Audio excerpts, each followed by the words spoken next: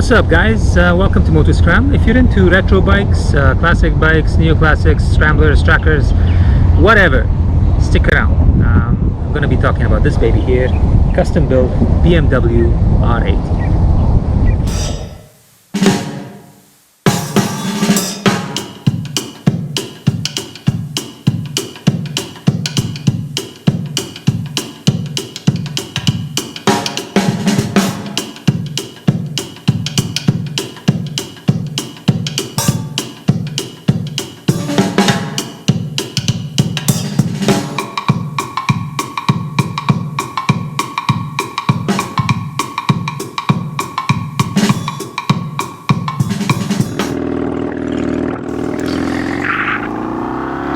Okay guys, so let's start off with a question. What would make anyone take an old, outdated bike that's by all definitions technically and mechanically inferior to modern day motorcycles and try and convert it into something completely different from what the original model was ever intended to be? And obviously in doing so, spending time and money and resources. I don't think there's a straight answer to that question, but I doubt anyone who is really into bikes would actually ask the question, simply because to bike enthusiasts the answer is clear and simple. Let me explain. So riding a motorcycle in itself is a logic-defying action. The motorbikes are inherently dangerous. Motorbikes are not necessarily the most practical way of getting around or commuting. And let's face it, the more passionate you are about bikes, the more expensive it gets. I guess what I'm trying to say is that we do not own and ride motorbikes because it's a logical thing to do.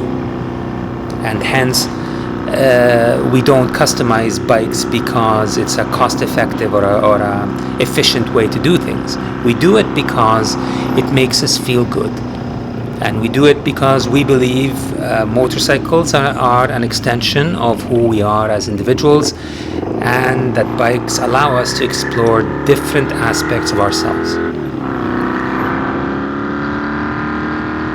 So older motorcycles, vintage bikes, classics, retro bikes, they have somewhat of a charm and charisma that really emanates from their mechanical imperfection and the complete lack of modern electronic intervention. Look at today's bikes. Obviously the technology that we see on a daily basis in modern bikes is nothing short of spectacular, and it helps push the limits of rider and machine to unprecedented limits. But I think riding a motorbike is not only about testing limits and self-validation. Older, simpler and more basic machines have an unmatched allure.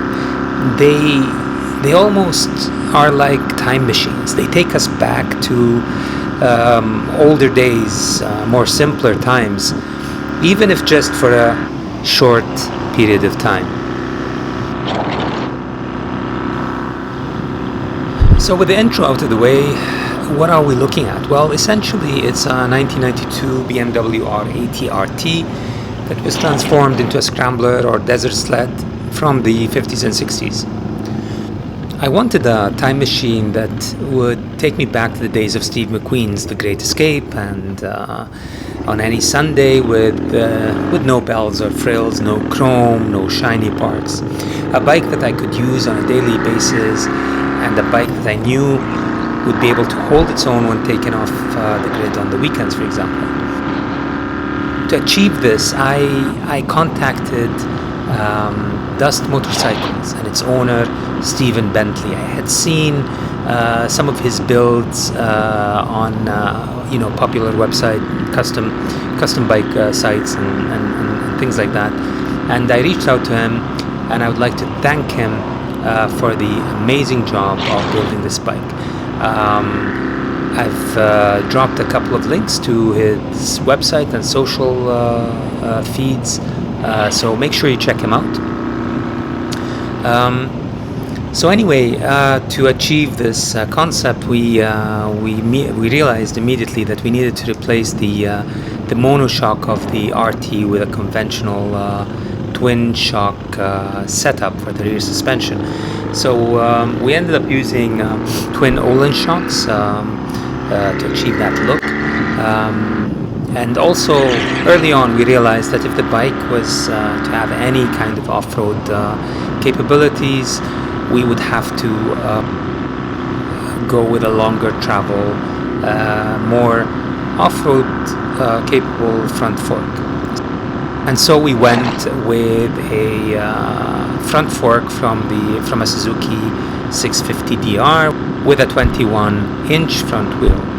And from there, obviously, there was the pipes, which were custom made from stainless steel, a drilled number board and mesh-covered projector headlights that kind of accentuated that industrial Mad Max feel.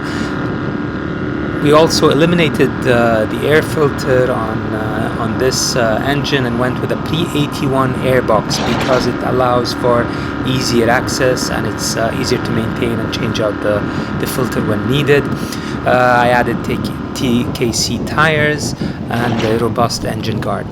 Of course, when we were looking at the electrics, and I have to thank Steve for this, we ended up going with a full Motogadget M-unit system that basically covers the speedo, keyless ignition, and the full Bluetooth control of the bike. Okay guys, so with the technical stuff out of the way, let's take a look at the bike.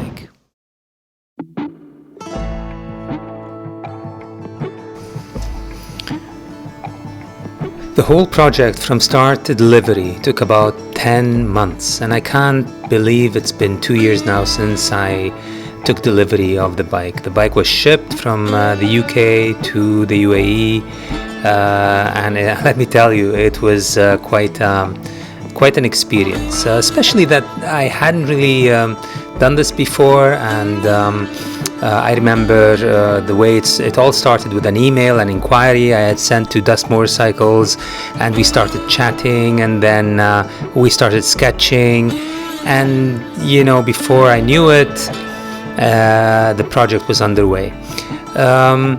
So what's it been like? Like I said, it's been 2 years now, and for a 30-year-old bike, I am just super happy with it.